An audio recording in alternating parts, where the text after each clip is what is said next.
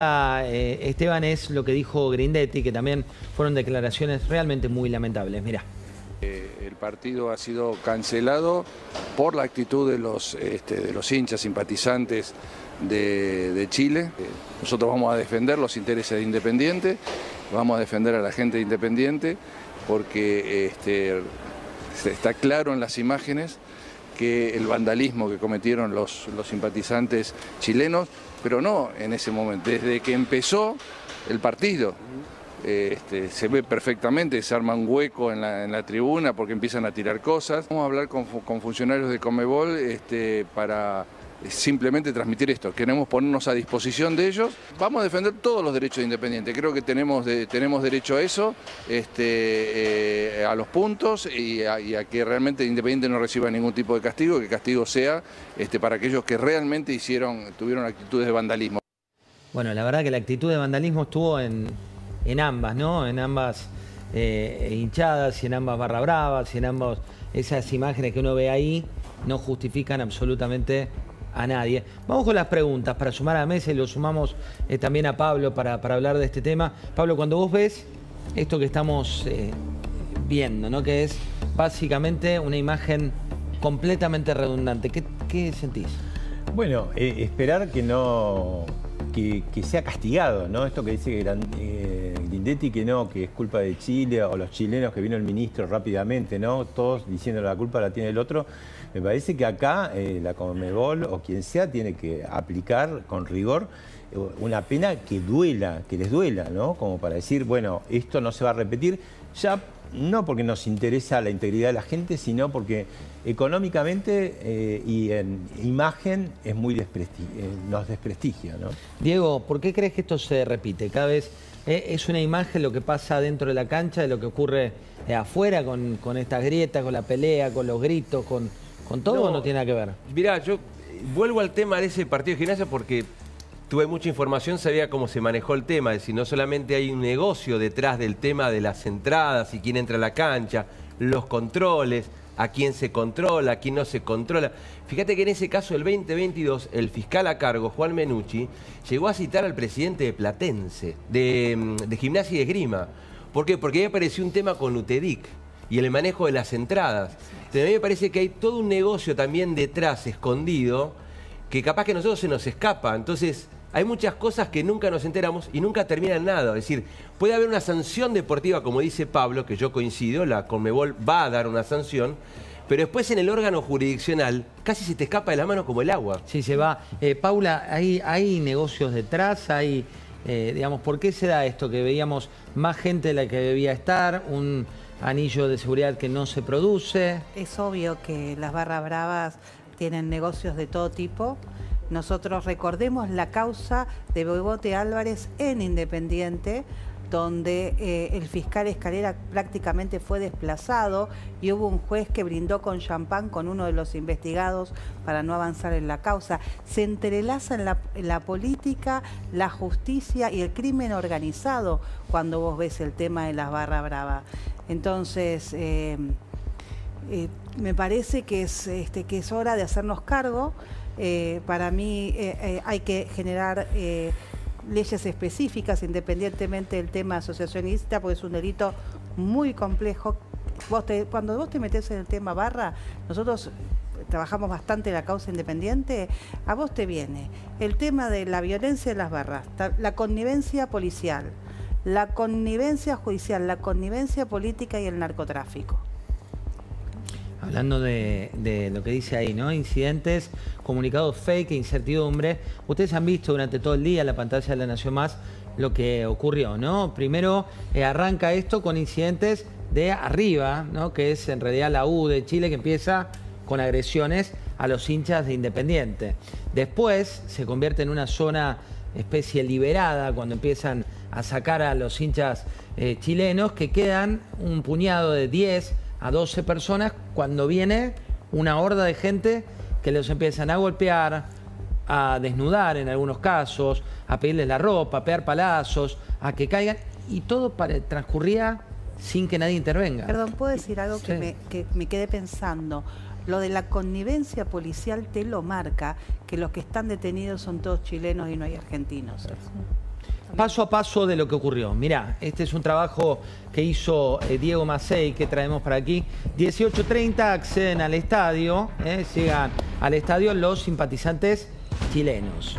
19 horas ya veía la tribuna colmada con más gente de la que se esperaba. Había cerca de 1000 personas más de las que se esperaban para tener seguridad. 19:30 arrancan de arriba hacia abajo los primeros incidentes.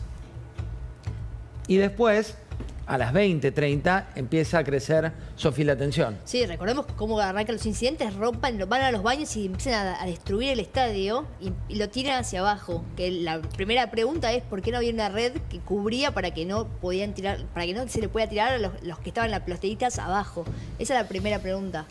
Y recordemos que no hay hinchas visitantes en el fútbol argentino desde el año 2011, porque nosotros lo naturalizamos, pero... Que era una fiesta antes, hasta que ocurrió la muerte, muerte, entre Estudiantes y Lanús, 2011, y desde entonces que en fútbol argentino ahora recién quieren volver, quieren instalarlo de vuelta, pero está este problema. Seguimos con Parece que no estábamos preparados, ¿no?, para tener las dos hinchadas. 21:25, escala el conflicto y se empiezan a ver caras, inclusive, no solo por la voz del estadio, sino por lo que pasaba en el estadio con la gente que en lugar de mirar el partido, a las 21:30 cuando arranca, miraba lo que ocurría en las tribunas. Ahí ya es una locura, ¿no?, que haya empezado el partido con todo eso, porque, digamos, arrancar sanitario se dice fácil, pero no sé, son plomeros los tipos y pasás con el inodoro y no te dicen nada. Es rarísimo, ¿no? Aparte, hay que tener fuerza para... Yo te digo que ruido, ¿no? Por ahí Mati puede. Resguardo en la platea, 22:50, y después ya fue el descontrol. Futbolistas a los vestuarios, reunión de autoridades, se empieza a hablar de lo que va a ocurrir, y ahí la invasión de tribuna, que ya es el principio del fin. Alejandro, esto que ves, se suspende el partido 23:40. ¿Por qué se deja pasar tanto tiempo? Se deja pasar tanto tiempo porque el fútbol es un negocio, es decir, están vendidos los derechos de transmisión, hay un montón de negocio detrás del fútbol y a nadie le conviene que pare. Entonces lo que se busca es que el conflicto amaine. Lo que pasa es que evidentemente ya ahí se habían dado cuenta que había desmadre y que no iba a volver al... Una cosa es que usen bengalas, a veces se tiran con algunas botellas de plástico, pero ahí ya se veía que no iba a amainar el conflicto. Lo que pasa es que el problema empieza ya de arranque, es decir, ¿quién controlaba, por ejemplo, decía Paula, el cacheo? Es decir, si entra gente con elementos contundentes, si entra gente con cuchillos, ahí falla el cacheo. Después, el club falla en el control de ingreso. ¿Por qué había 1000 personas más adentro de la tribuna cuando en realidad hay una capacidad estipulada y sabiendo que es un partido, digamos, que se prevé en conflictos? Entonces, ahí falló. Por eso digo, las responsabilidades son compartidas. Si por un lado tenemos los criminales, que son crimen organizado, tal cual decía Paula, es crimen organizado, no hay ninguna duda. Tienen un montón de negocios, no solamente los trapitos, los vendedores ambulantes, la droga que se vende en las inmediaciones del estadio, los tours turísticos, los grupos turísticos se arman donde las barras bravas le venden a los turistas el show, donde lo llevan a la cancha, lo meten en la barra brava para que sientan la adrenalina. Un tipo que nunca fue a una cancha, de las nuestras, que son calientes, para que sienta la adrenalina. Eso pasa en todos los estadios de fútbol y nadie lo dice, todo mira para el costado porque hay un negocio por medio. Y el último punto, si me permitís, que Paula en algún momento lo dijo, es decir, las barras bravas son la fuerza de choque de los partidos políticos. Y lo que no me extrañaría, ante todo este descontrol y esta desidia, es que Grindetti, que pertenece a una área política distinta a Kicillof, que haya habido una cama para que se produzcan, permitir que se produzcan los incidentes y que tenga, digamos, un costo político para el partido de oposición a Kicillof, ¿no? Esto decía... Recordemos que ahí está Moyano también. También. Bueno, sí, pero Moyano, guarda que Moyano, que salió el Bebote, porque hizo un reel el Bebote Álvarez después de todo esto, una cosa increíble, ¿no? Explicando todo el tema de lo que pasó en la calle. Yo no sé si lo tienen al video ese, que es muy bueno. Pero que decía del cacheo, Pauli, recién decías vos. Hay una cosa que pasa cada vez que voy a ver a River. A ver, yo fumo, encendedor. Tiene una pila la policía de encendedores y después te entran con una faca dentro de la cancha. Entonces, algo falla. Si te ven la cara y te dejan, a este vamos a sacar el encendedor, pero este que entra con la faca, que pase. Lo dejan. Esto decía Patricia Bullrich, la ministra de Seguridad. En el día de ayer vivimos una situación una tragedia, quizás una de las más importantes que ha tenido la Argentina en la historia del fútbol, por suerte sin personas que han fallecido, pero un espectáculo de violencia que duró más de 3 horas.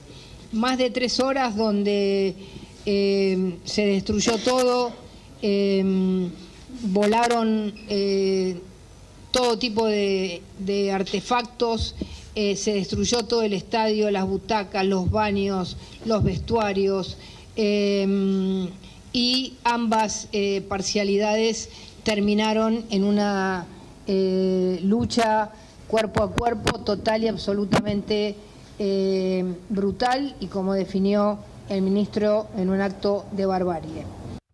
Por un lado tuvimos esta situación que te contamos en estos días, que siempre ocurre cuando hay una previa de elecciones, que vuelan, ¿no? Vuelan cuestiones. De golpe surgió un audio cuyo origen, la verdad, le da legitimidad al propio gobierno, ¿no? Porque la verdad que el origen, cuando vas a preguntar de dónde sale el audio que cita a Spanuolo, ex funcionario del gobierno mileísta, son esos audios de los cuales uno no se enorgullece en reproducir, porque no sabes cómo surgen, de dónde surgen, quién los difunde, por qué los difunde, para qué. Pero la trascendencia la gana cuando el gobierno nacional, ¿qué hace, Mati? Bueno, desplazó después de, te diría, una jornada bastante tensa en el gobierno, en el que empujaron un poco a que renuncie a Diego Spanuolo, que recordemos es un abogado muy cercano a Milei, es uno de, si uno se fija en el registro de las visitas a Olivos, es uno de las personas que más visitó al presidente, sobre todo en el primer año de gestión. Es un abogado que era militante, fue candidato de la Libertad Avanza en 2021, y bueno, y aparecen estos, como decías vos, José, supuestos audios en los que no sabemos con quién habla, porque eso tampoco ha quedado claro, pero sí en que menciona obviamente a Karina Milei y a su mano derecha, Eduardo Lule Menem. Habla de este supuesto mecanismo, un modus operandi para recaudar dinero, y el gobierno en ningún momento salió a desmentir. Lo hemos visto a Adorni saliendo a desmentir, diciendo fake, o utilizando este programa de Fake 678 para desmentir supuestamente lo que hablan los medios. Bueno, el gobierno directamente empujó a Spanuolo a salir de la administración y anunció la intervención de la Agencia de Discapacidad, y puso a Alberto Vilches, que es alguien que ya estaba dentro de la estructura del gobierno. Bueno, esto en un contexto en el cual el gobierno está teniendo fuertes reveses dentro del Congreso Nacional, ¿no? Donde se dio en las últimas horas, tanto ayer como hoy, que todo aquello que querían que saliera, o que al menos no tuviera una sesión contraria por parte del Congreso, está teniendo... ¿Qué está teniendo, Paula? ¿Cómo interpretás vos lo que está pasando en el Congreso? Bueno, un principio de realidad, una revelación. Un gobierno que no dialoga y que le baja recursos a los discapacitados y al Garraham. La verdad es que nosotros tenemos que reaccionar. Y si vos le das mucho tiempo para solucionar este problema, las comisiones, la posibilidad de encontrar una salida en conjunto, y el gobierno no solo procrastina la solución, sino que además te insulta, el Congreso tiene que actuar. O sea, lo que tendríamos que preguntarnos es otra cosa. ¿Qué pasa que el gobierno no puede resolver temas como Garraham? ¿Cómo puede pedirle a diputados y a senadores que no acompañemos la emergencia en el hospital pediátrico más importante de la Argentina? O que no reaccionemos ante lo evidente, que es que no le están dando una respuesta a los discapacitados de este país o a los jubilados de este país.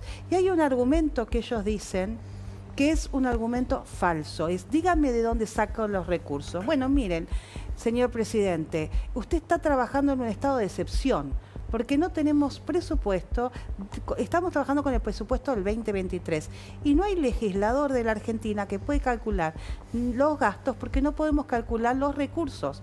Y así como nosotros no podemos calcular los recursos, usted no tiene autorización para tomar deuda y pagar los intereses que está pagando, porque ya la ley de administración financiera quedó prácticamente sin poderse aplicar. Entonces, ¿cómo se resuelve esto?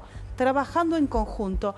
La mayoría de nosotros le aprobamos las herramientas como para que el presidente pudiera llevar adelante su plan. Somos personas estudiosas, formadas y lógicas. Vamos a poner, tenés a lo que dijo el presidente en el marco del Council of Americas, que se enojó mucho con el Congreso. Sí. Mientras, Sofi, contanos qué significa en materia de costo y qué es lo que se está discutiendo en materia de plata. ¿Cuánto hay de imposibilidad? Creo que tenemos unas placas para poner. Ahí yo te ayudo, con unas placas que tenemos respecto de el costo fiscal. Pongamos, Caro, las placas del costo fiscal de las leyes, ¿no? Esto porque no todo cuesta lo mismo y es una cuestión donde obviamente el tema de la discapacidad, lo hemos comentado aquí una y otra vez, que ha generado, sobre todo en muchas familias votantes de Milei y demás, decir, ¿por qué? ¿Por qué hace esto? Contanos, Sofi. Esta es la ley de emergencia en discapacidad, donde ahí lo que hace el gobierno es vetó esta ley y acá el Congreso insistió y logró pasar el proyecto de ley. 0,28 a 0,51% del PBI, la emergencia en discapacidad, veto aprobado el de haberes jubilatorios, que acá sí hay una punta de cómo el Congreso de la Nación le está jugando una pared, porque todo el mundo quiere que los jubilados ganen más, pero también es cierto que cuando vos mirás el impacto fiscal de la medida de jubilaciones es muy superior y sin embargo le aprobaron el veto, Pablo. Total, total. ¿Qué opinas de esto que está pasando? Bueno, es un poco lo que dice Paula, ¿no? Una democracia es negociación porque justamente hay variedad de ideas. Entonces, el presidente ya desde el primer día marcó que estaba de espaldas al Congreso, ¿no? Al hablar en las escalinatas de espaldas al Congreso, bueno, se hace cada vez más difícil. Se le hace difícil el diálogo con los contrarios, pero también hacia adentro. Viste que se fugaron 3 legisladores y arman su propio bloque. Esto que se está pensando, bueno, en octubre se soluciona si es que gana, pero si aún cuando gane no va a tener mayoría. Apenas puede llegar a tener el tercio, que va a ser importante si va a seguir gobernando estos 2 años que quedan con veto, ¿no? Y Pablo, lo que aparece un poco detrás de eso también es lo que decías vos, la interna que hay en el gobierno, que no cesó y al contrario, o sea, está cada vez más en evidencia esta diferencia que hay entre el grupo que está más cerca de Karina Milei, que son territoriales Martín y Fuerza del Menem, Cielo, claro, ¿no? Es decir, a la hora de operar también en el Congreso, un Santiago Caputo que te diría que se replegó completamente, era alguien que se ocupaba un poco antes de tratar de buscar los votos o ayudar a Guillermo Francos, y hoy lo menciono al jefe de gabinete porque en el medio del escándalo español dijo: yo no pongo las manos en el fuego por ningún funcionario. No sabemos a quién le hablaba, pero imagino, bueno, o sea, internamente dentro del gobierno es un mensaje bastante pesado, ¿no? Les traigo declaraciones de ahora de Grindetti desde la Conmebol de Paraguay, donde habla de esto que veníamos charlando. Dice: la Conmebol canceló el partido a partir de los incidentes. Vamos a identificar a los hinchas o barras de Independiente, lo acaba de decir, que subieron a agredir a los simpatizantes chilenos y vamos a denunciarlos ante la justicia. Recién habíamos dicho lo que no había dicho, esto lo acaba de decir en este contexto. El presidente decía lo siguiente respecto del debate que estamos llevando aquí en esta mesa de Mesa Chica. Mirá. Nosotros venimos creciendo a tasas del 6% en este momento y obviamente que cuando dejemos atrás al riesgo Cuca y que nadie ya tenga miedo por la estabilidad del equilibrio fiscal, que agradezco además a los 83 héroes de ayer que defendieron el equilibrio fiscal frente, digamos, a los degenerados fiscales. El equilibrio fiscal va a asegurar un crecimiento del 4%, vamos a poder hacer permanente una tasa de crecimiento claramente más alta. Bueno, acá hay un debate de fondo. No, a ver, hay 2 cosas que lo que decía Paula. Primero, no hay diálogo, cierran los puentes a partir de un discurso duro de enfrentarse hacia el Congreso. Ayer varios diputados escuché que me dijeron así solapadamente, se está consolidando un número en la Cámara. Es decir, fíjate que ayer la votación fue siempre entre 160 y 166. Hoy en el Senado se consolidó un voto de 55-58 y siempre 10 votando a favor del gobierno, donde se está consolidando hasta el 10 de diciembre un grupo que te lo tenés que aguantar hasta el 10 de diciembre o hasta el 30 de noviembre de ediciones extraordinarias que, sumado a lo que dijo Pablo, no van a tener una mayoría, que lo único que van a lograr a partir del 10 de diciembre es tener ese número del bloqueo del 85, en el mejor de los casos, de 85, porque en realidad hay el número, vos terminás comiéndole a los radicales y al PRO, los diputados. Bueno, pero ahí, hablando con varios legisladores, y no sé si te consta, Paula, pero muchos decían hasta votaban por bronca, que estaban tan enojados por los destratos, porque les habían dicho cuando habían acordado que eran de la vieja política y demás, que hasta por bronca terminaban votando en contra de algunas medidas en las cuales no creían. Mira, yo creo que el trato hace a la convivencia. Yo soy una persona que cree en la convivencia. Ahora bien, yo te voy a contar una anécdota. Cuando se estaba haciendo el plan, cuando estaba gobernando Massa y teníamos el plan Platita, planteó el candidato a presidente Massa eliminar la cuarta categoría de ganancias. Y Milei votó con Massa, y eso fue populismo.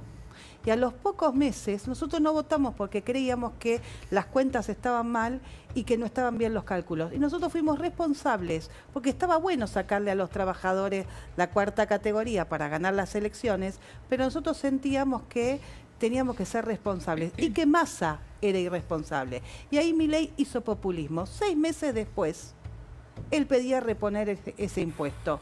Y nosotros, como siempre habíamos sostenido que no se podía bajar porque no daban las cuentas, acompañamos al presidente Milei. ¿Sabés lo que recibimos?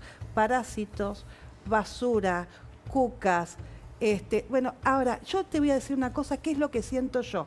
A mí que me diga cuca un diputado de Milei, que 5 minutos antes estaba con Massa, y mientras yo denunciaba el kirchnerismo y amenazaban a mi familia, se sacaban fotos con Kirchner y con Malena Massa, me enoja y es una falta de respeto. Deberían revisar sus listas y empezar a ver que los Cuca los tienen adentro, y entre otras cosas al vicepresidente Cuca de Néstor Kirchner, denunciado por nosotros, porque parte del horror de la provincia de Buenos Aires también es responsabilidad de Scioli, funcionario de Milei, Cuca de origen, y que ahora todo el mundo se calla. A veces hay... Perdón por la vehemencia. No, son opiniones, son libres las opiniones. A veces